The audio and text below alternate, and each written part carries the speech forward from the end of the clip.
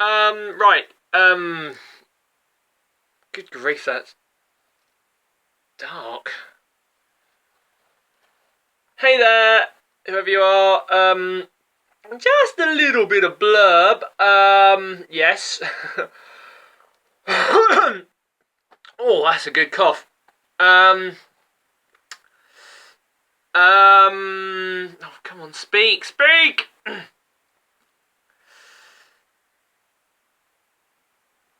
This video is quite delayed.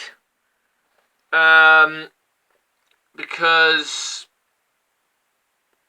I've been tired recently. There are a few stressants in my life. I got back from Scotland and had to quarantine from some of my own family, which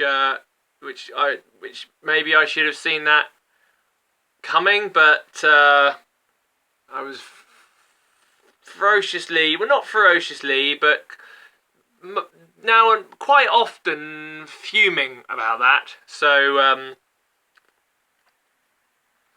yeah, don't always record angry is one of my main mottos. It's good if I'm recording the truth.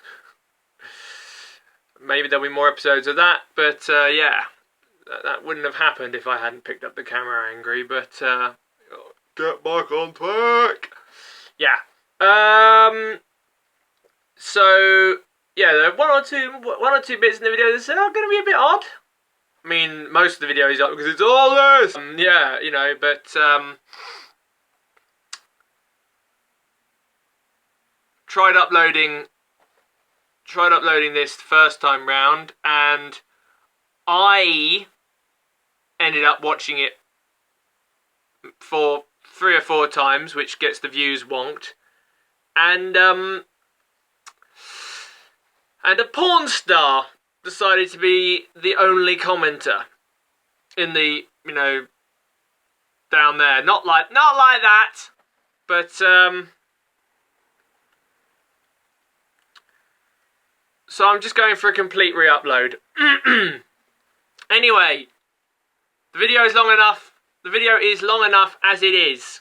So no more of your time will be taken up. And here we go. Mark my words!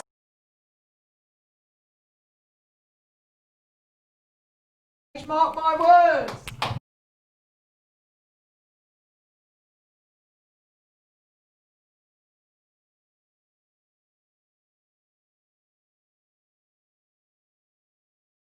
Mark my words.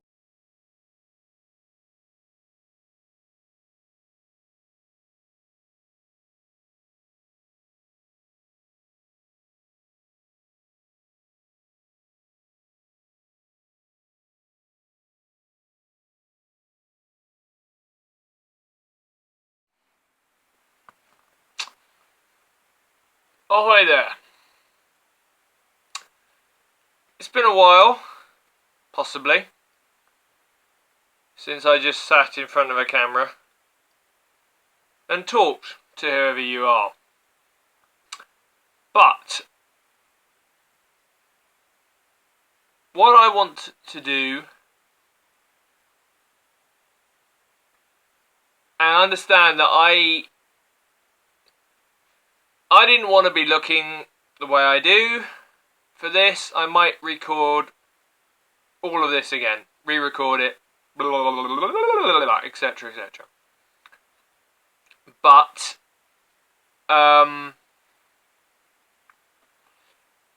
it is what it is, and I wanted to talk about the comedy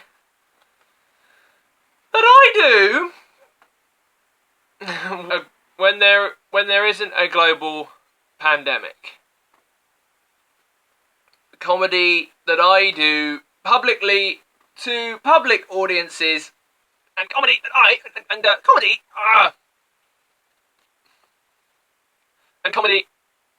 comedy that is clever, sometimes too clever, but it is comedy that I am entirely capable of doing.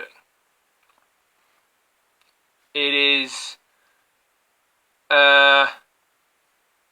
something that I am adept at, agile at, and it just seems to work its way into a particular pattern where everything falls into place. If you know me, you'll know I'm the kind of person who talk to an audience about a fantastical world, or shout at the foxes in the park, really. You know, I didn't think that I would be sitting here after 5 years of knocking around in comedy, composing on the fly a spoken essay like this. Again, if you know me, there's an element that is, I'm amazed I'm here at all. That's a bit deeper. Sort of plug, but watch The Truth on this channel as well. But, yeah. Not where I thought I'd be. A moderate amateur comedian who's barely ever earned a penny doing it. I thought I would be a successful singer-songwriter, selling out venues and getting love and adoration from people across the planet. In my fantasies la wild, that is the image of me that dances afore my eyes, and I have to be truthful and tell you, yes, that's what's dancing away only 3 or 4% of the time.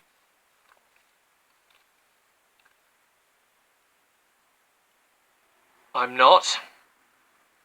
You know, there are some lucky people. There's a very lucky man with red hair who's sold out Wembley as himself and no one else. We can't all be him. That's very true, but yeah.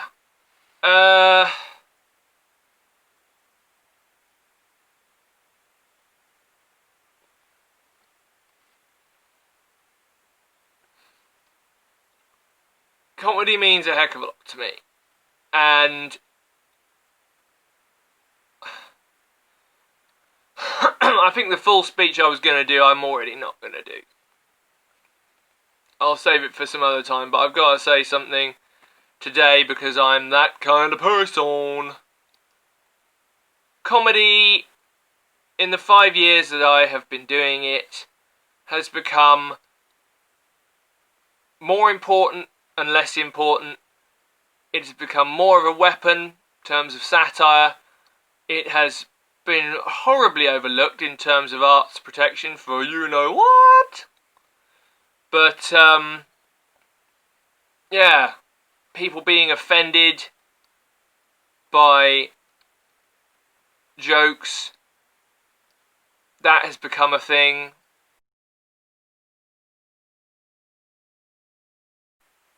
You know, unfortunately, when it comes to being offended by comedy and knowing a way around how to get up on one's high horse about being offended is a thing as well. You know, most of these people who want to have a problem with people doing daring and edgy comedy, they weren't born yesterday, unless of course you identify as somebody who was born yesterday.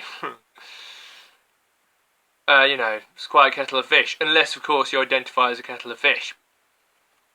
Everything has to be catered for, especially if you identify as a piece of food. And don't Google that. I mean, I haven't yet, but I'm going to. comedy has really changed in the 5 years I've been doing it. I have done nowhere near enough gigs to sit down and make a video like this. I'm well freaking aware of that. But I do believe in quantity over quality. As all my sexual partners will probably tell you. That's down in the comment section. But, yeah. Comedy is such a special art form. Saying the big controversial stuff there. Ugh. And, yeah. And I'm not going to splurge my personal history, interestingly for me. But I'm not going to splurge my personal history in this video. Different time for that. But I am not very good at making friends. I've made a heck of a lot of friends through comedy. I have people that I consider to be my employers, my bosses, my acquaintances, my mates, and my actual friends. If comedy's given me anything, it's that. It hasn't given me scars from having stuff thrown at me, worn out shoes, well, actually it might have done, and a few other things. Maybe the list of what comedy has given me is for a different video, or I'll record it in a different bit. I've not been a perfect comedian. Clearly I haven't. I haven't even done 60 gigs yet, and it's been 5 years. Everyone's different. You know, there are many different kinds of comedy. Many different kinds. I know people who go out on stage and they pretty much do this, they really do this, they improvise everything for 10 minutes. Audience suggestions, or they just have stuff to say, and they're lucky enough, you know who you are, that it's hilarious. They're great improvisers, and then there are people who do adventures and it's hilarious. Again, some of you are my idols. Well, you're not idols, okay, sorry. I just see you as an inspiration. So, yeah. But the number of people who I've met and I've spoken to, there aren't many people who have been a comedy nasty. 1, 2, 3, maybe 4 maximum. You know who you are. Definitely there's one. Always is. And it's not me, I'm not that bad. But, yeah. People are going to be this is a list that people are going to be left out of. Okay, that's going to occur. That's going to happen. That is something that will end up playing out right in front of you. You know, they don't let people riff like this at the Oscars, which I'm never going to end up at. You know, a lot will have happened before that. Well, they won't let me in anyway. I'm too weird for the Oscars. But they don't let you riff this long for this particular reason. Firstly, I'd like to thank Jim Grant of Eastbourne Oi Oi Comedy. I wouldn't be in comedy without his serious, no nonsense, truthful, jagged-edged, you know, undiluted remarks and etc.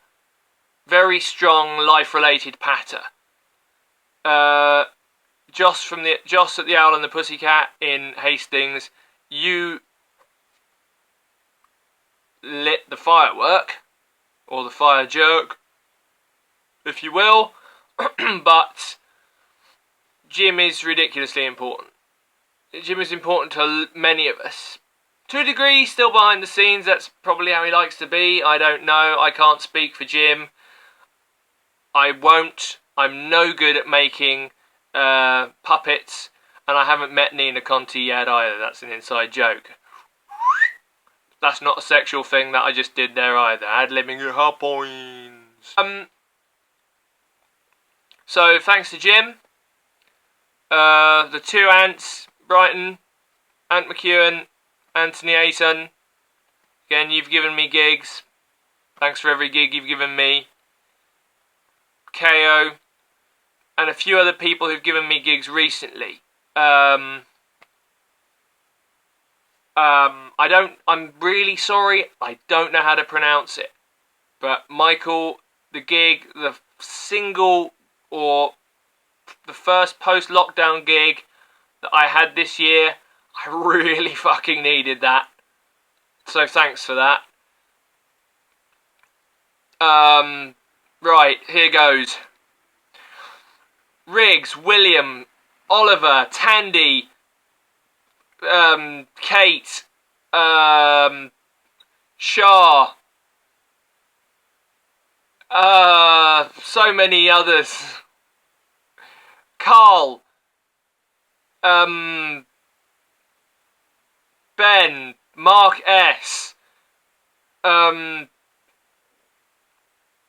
Dan, yeah, there are so many more. Jack, I am now literally just trying to remember all of you.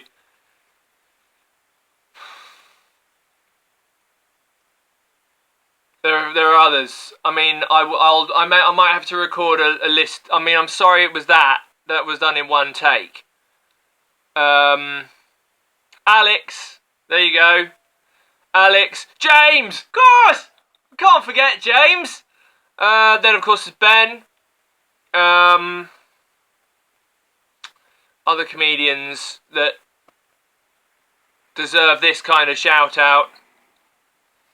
Yeah, there's another Kate. A few others. Magic Dave, Teletubby Dave,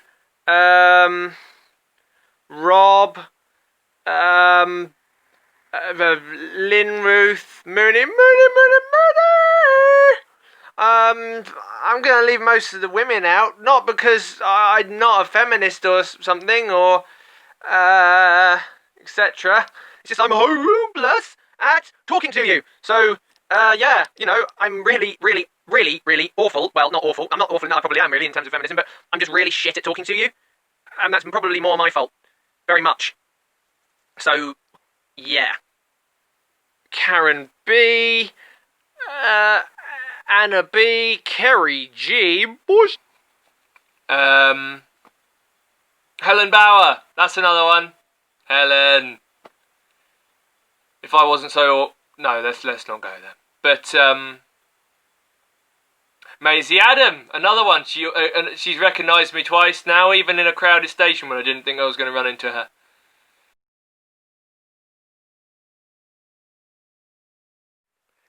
Jen, yeah, there's you of course. If you will run off to London, Jen, you will be forgotten. Not right really badly, but I'm gonna blame my emotions. And I go and buy a load of shoes. Other people who have talked shop really nicely from year one. Again, going to be interesting. Gary Delaney, it was really nice talking with you. Ed Byrne, you were amazing. I never thought you were going to be as down to earth as you were. Yeah, I mean, okay, you probably won't be watching this.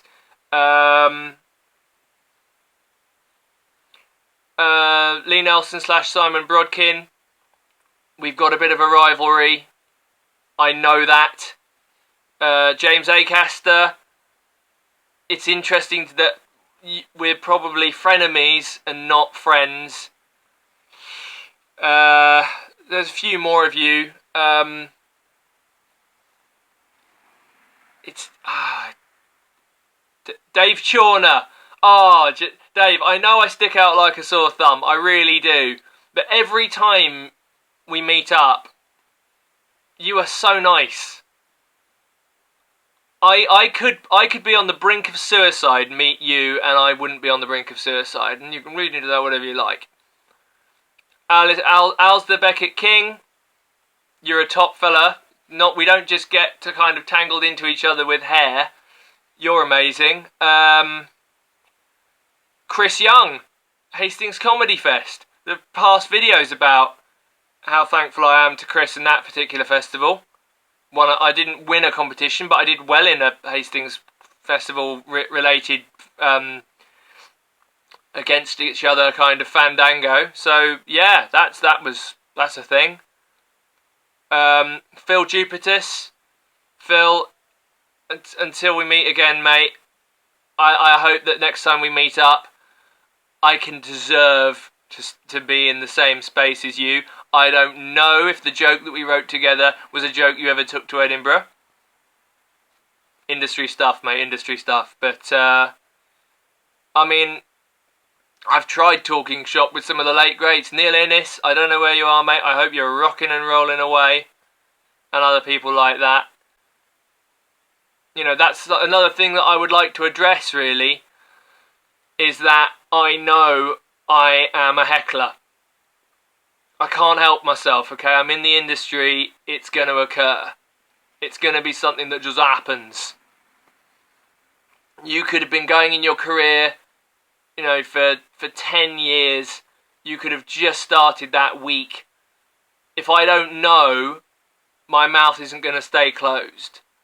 I am sorry that I heckle you. I'm not going to stop. I'm not saying that my days of heckling are over as of now, because they ain't, you know.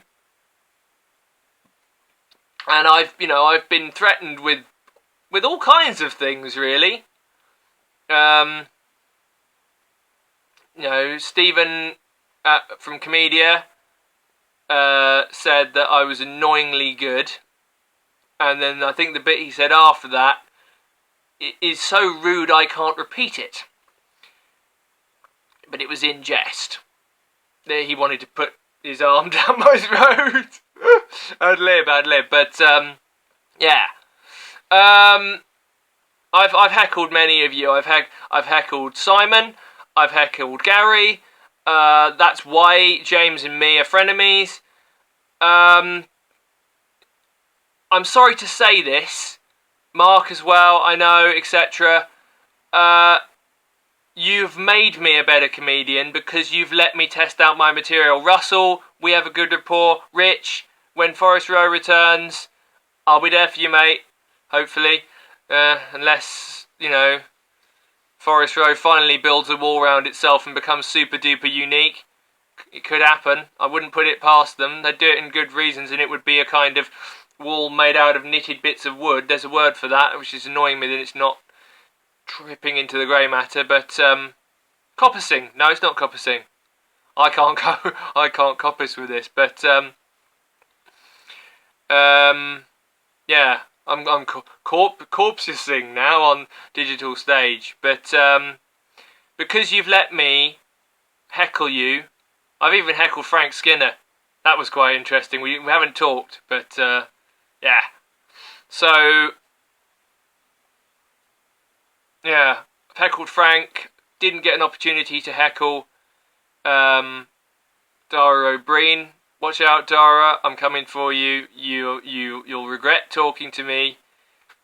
Stuart Francis, I think that he pretended he didn't hear what I contributed. The stories I could tell.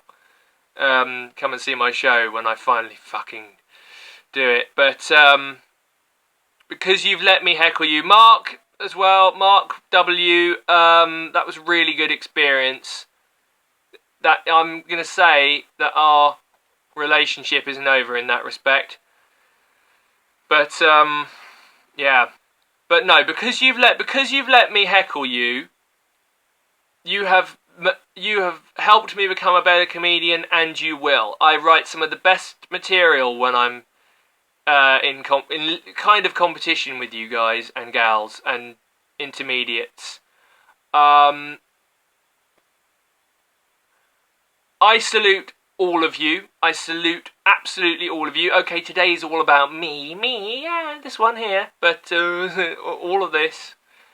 I salute all of you, every one of you who has helped me get to where I am today. And unless the universe hates me, the next time I sit down and talk for a fucking long time about comedy, it really will be all worth it.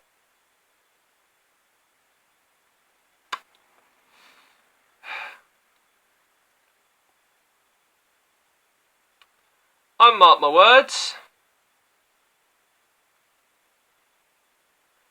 And weirdly, for now, I don't have any more.